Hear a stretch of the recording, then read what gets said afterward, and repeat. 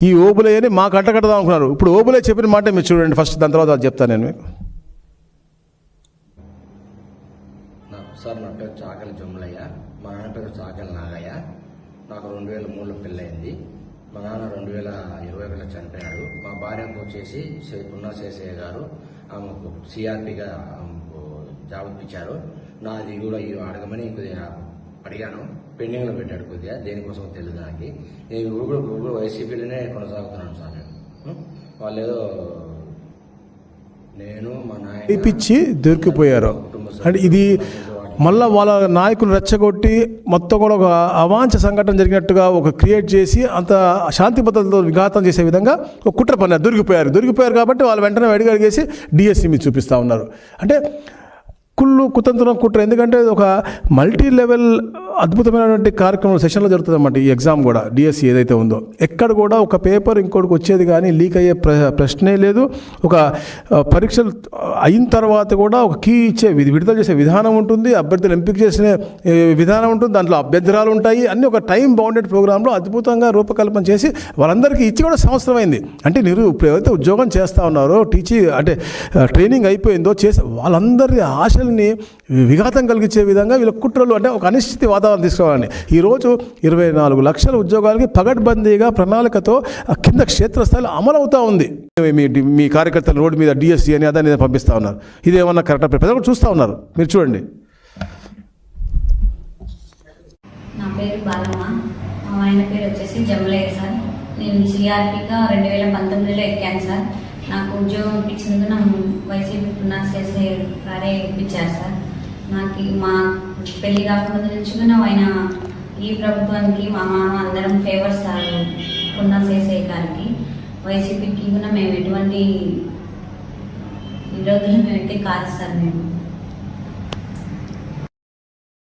అది గొడ్డలి పార్టీ అనేది స్థాపించినప్పటి నుంచి ఇదే కుట్ర, ఇదే 2014 నుంచి కూడా. 2014లో ఓటమి అయిన తర్వాత ఇలాంటి కుట్రలు ఎన్నో పన్నారు. 2019 రావడం కోసం ఎన్నో అబద్ధాలు చెప్పారు.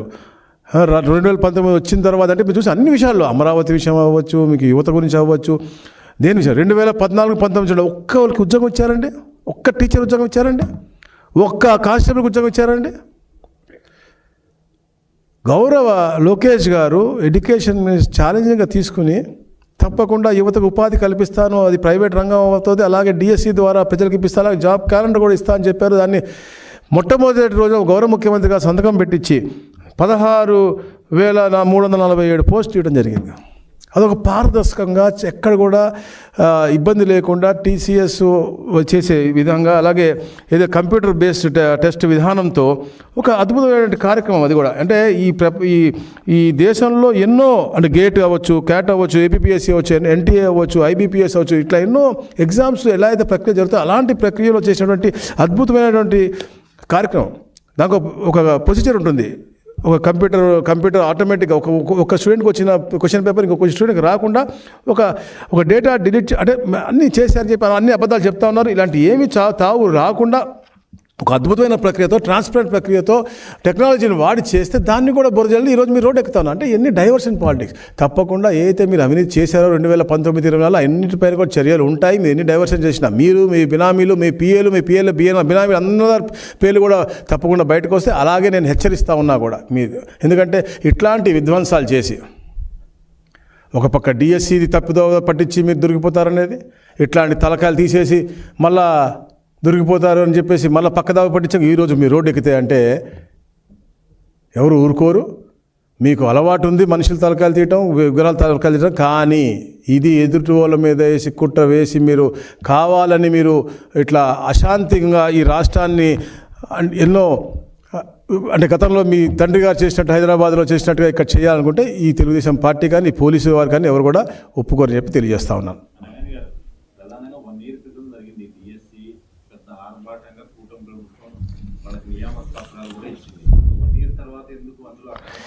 నేను చెప్పాక డైవర్షన్ పాలిటిక్స్, ఇది కేవలం డైవర్షన్ పాలిటిక్స్. వాళ్ళకి చరిత్ర ఉంది, చెప్పా. వాళ్ళ డిఎన్ఏలో ఉంది, తాత దగ్గర నుంచి తండ్రి దగ్గర నుంచి ఇప్పుడు దాకా అంత డిఎన్ఏ ఉంది. ఇప్పుడు చూడండి, ఈ ఓబులే అని మాకు అంటగడదాం అనుకున్నారు. ఇప్పుడు ఓబులే చెప్పిన మాట మీరు చూడండి ఫస్ట్, దాని తర్వాత అది చెప్తాను నేను మీకు.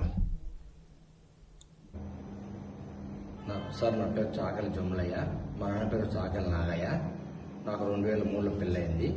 మా నాన్న 2021లో చనిపోయాడు. మా భార్యకు వచ్చేసి పున్నా శేషయ్య గారు ఆమెకు సిఆర్పిగా జాబ్ ఇప్పించారు. నాది కూడా అడగమని కొద్దిగా అడిగాను, పెండింగ్లో పెట్టాడు కొద్దిగా, దేనికోసం తెలియదు నాకు. నేను ఇప్పుడు వైసీపీలోనే కొనసాగుతున్నాను సార్. నేను వాళ్ళు ఏదో నేను మా నాయన ఇప్పించి దొరికిపోయారు అంటే ఇది మళ్ళీ వాళ్ళ నాయకులు రెచ్చగొట్టి మొత్తం కూడా ఒక అవాంఛ సంఘటన జరిగినట్టుగా ఒక క్రియేట్ చేసి అంత శాంతి భద్రతతో విఘాతం చేసే విధంగా ఒక కుట్ర పన్నారు. దొరికిపోయారు కాబట్టి వాళ్ళు వెంటనే అడిగేసి డిఎస్సి మీద చూపిస్తూ ఉన్నారు. అంటే కుతంత్రం కుట్ర. ఎందుకంటే ఒక మల్టీ లెవెల్ అద్భుతమైనటువంటి కార్యక్రమం సెషన్లో జరుగుతుంది అన్నమాట. ఈ ఎగ్జామ్ కూడా డిఎస్సి ఏదైతే ఉందో ఎక్కడ కూడా ఒక పేపర్ ఇంకోటికి వచ్చేది కానీ లీక్ అయ్యే ప్రశ్నే లేదు. ఒక పరీక్షలు అయిన తర్వాత కూడా ఒక కీ ఇచ్చే విడుదల చేసే విధానం ఉంటుంది, అభ్యర్థులు ఎంపిక చేసిన విధానం ఉంటుంది, దాంట్లో అభ్యంతరాలు ఉంటాయి. అన్నీ ఒక టైం బౌండెడ్ ప్రోగ్రాంలో అద్భుతంగా రూపకల్పన చేసి వాళ్ళందరికీ ఇచ్చి కూడా సంవత్సరం అయింది. అంటే మీరు ఇప్పుడు ఎవరైతే ఉద్యోగం చేస్తూ ఉన్నారో అంటే ట్రైనింగ్ అయిపోయిందో చేసే వాళ్ళందరి ఆశల్ని విఘాతం కలిగించే విధంగా వీళ్ళ కుట్రలు అంటే ఒక అనిశ్చిత వాతావరణం తీసుకురావాలని ఈరోజు 24 లక్షల ఉద్యోగాలకి పగడ్బందీగా ప్రణాళికతో కింద క్షేత్రస్థాయిలో అమలవుతూ ఉంది. మీ కార్యకర్తలు రోడ్డు మీద డిఎస్సి అని అదని పంపిస్తూ ఉన్నారు. ఇదేమన్నా కరెక్ట్? ప్రజలు కూడా చూస్తూ ఉన్నారు, మీరు చూడండి. నా పేరు బాలమ్మ, మా ఆయన పేరు వచ్చేసి జమలయ్య సార్. నేను సిఆర్పిగా 2019లో ఎక్కాను సార్. నాకు ఉద్యోగం ఇప్పించినందుకు నా వైసీపీ పున్నా శేషయ్య గారే ఇప్పించారు సార్. నాకు మా పెళ్లి కాకముందు నుంచి కూడా ఆయన ఈ ప్రభుత్వానికి మా మామ అందరం ఫేవర్స్ సార్ పున్నా శేషయ్య గారికి. వైసీపీకి కూడా మేము ఎటువంటి విరోధులు అయితే కాదు సార్. మేము అది గొడ్డలి పార్టీ అనేది స్థాపించినప్పటి నుంచి ఇదే కుట్ర, ఇదే 2014 నుంచి కూడా 2014లో ఓటమి అయిన తర్వాత ఇలాంటి కుట్రలు ఎన్నో పన్నారు. 2019 రావడం కోసం ఎన్నో అబద్ధాలు చెప్పారు. 2019 వచ్చిన తర్వాత అంటే మీరు చూసి అన్ని విషయాల్లో అమరావతి విషయం అవ్వచ్చు, మీకు యువత గురించి అవ్వచ్చు, దేని విషయం 2014-19 ఒక్క వాళ్ళకి ఉద్యోగం ఇచ్చారండి? ఒక్క టీచర్ ఉద్యోగం ఇచ్చారండి? ఒక్క కానిస్టేబుల్కి ఉద్యోగం ఇచ్చారండి? గౌరవ లోకేష్ గారు ఎడ్యుకేషన్ ఛాలెంజింగ్గా తీసుకుని తప్పకుండా యువతకు ఉపాధి కల్పిస్తాను, అది ప్రైవేట్ రంగం అవుతుంది, అలాగే డిఎస్సి ద్వారా ప్రజలకు ఇప్పిస్తా, అలాగే జాబ్ క్యాలెండర్ కూడా ఇస్తా అని చెప్పారు. దాన్ని మొట్టమొదటి రోజు గౌరవ ముఖ్యమంత్రిగా సంతకం పెట్టించి 16,347 పోస్టులు ఇవ్వడం జరిగింది. అదొక పారదర్శకంగా ఎక్కడ కూడా ఇబ్బంది లేకుండా టీసీఎస్ చేసే విధంగా, అలాగే ఏదో కంప్యూటర్ బేస్డ్ టెస్ట్ విధానంతో ఒక అద్భుతమైన కార్యక్రమం అది కూడా. అంటే ఈ దేశంలో ఎన్నో అంటే గేట్ అవ్వచ్చు, క్యాట్ అవ్వచ్చు, ఏపీపీఎస్సీ అవ్వచ్చు, ఎన్టీఏ అవ్వచ్చు, ఐబీపీఎస్ అవ్వచ్చు, ఇట్లా ఎన్నో ఎగ్జామ్స్ ఎలా అయితే ప్రక్రియ జరుగుతుందో అలాంటి ప్రక్రియలో చేసినటువంటి అద్భుతమైనటువంటి కార్యక్రమం. దానికి ఒక ప్రొసీజర్ ఉంటుంది. ఒక కంప్యూటర్ ఆటోమేటిక్గా ఒక స్టూడెంట్కి వచ్చిన క్వశ్చన్ పేపర్ ఇంకొక స్టూడెంట్కి రాకుండా ఒక డేటా డిలీట్ అంటే అన్నీ చేశారని చెప్పి అన్ని అబద్ధాలు చెప్తా ఉన్నారు. ఇలాంటి ఏమి తావు రాకుండా ఒక అద్భుతమైన ప్రక్రియతో, ట్రాన్స్పరెంట్ ప్రక్రియతో టెక్నాలజీని వాడి చేస్తే దాన్ని కూడా బురజల్లి ఈరోజు మీరు రోడ్డు ఎక్కుతాను అంటే ఎన్ని డైవర్షన్ పాలిటిక్స్. తప్పకుండా ఏదైతే మీరు అవినీతి చేశారో 2019-20 అన్నింటిపైన కూడా చర్యలు ఉంటాయి. మీరు ఎన్ని డైవర్షన్ చేసినా మీరు, మీ బినామీలు, మీ పిఏలు, బినామీలు అందరి పేర్లు కూడా తప్పకుండా బయటకు వస్తే అలాగే నేను హెచ్చరిస్తూ ఉన్నా కూడా మీరు. ఎందుకంటే ఇట్లాంటి విధ్వంసాలు చేసి ఒక పక్క డిఎస్సిది తప్పుదో పట్టించి మీరు దొరికిపోతారనేది, ఇట్లాంటి తలకాయలు తీసేసి మళ్ళా దొరికిపోతారు అని చెప్పేసి మళ్ళీ పక్కదావ పట్టించాక ఈరోజు మీరు రోడ్డు ఎక్కితే అంటే ఎవరు ఊరుకోరు. మీకు అలవాటు ఉంది మనుషుల తలకాయలు తీయటం, విగ్రహాల తలకాయలు తీయటం, కానీ ఇది ఎదుటి వాళ్ళ మీద వేసి కుట్ర వేసి మీరు కావాలని మీరు ఇట్లా అశాంతిగా ఈ రాష్ట్రాన్ని ఎన్నో అంటే గతంలో మీ తండ్రి గారు చేసినట్టు హైదరాబాద్లో చేసినట్టుగా ఇక్కడ చేయాలనుకుంటే ఈ తెలుగుదేశం పార్టీ కానీ ఈ పోలీసు వారు కానీ ఎవరు కూడా ఒప్పుకోరని చెప్పి తెలియజేస్తా ఉన్నాను.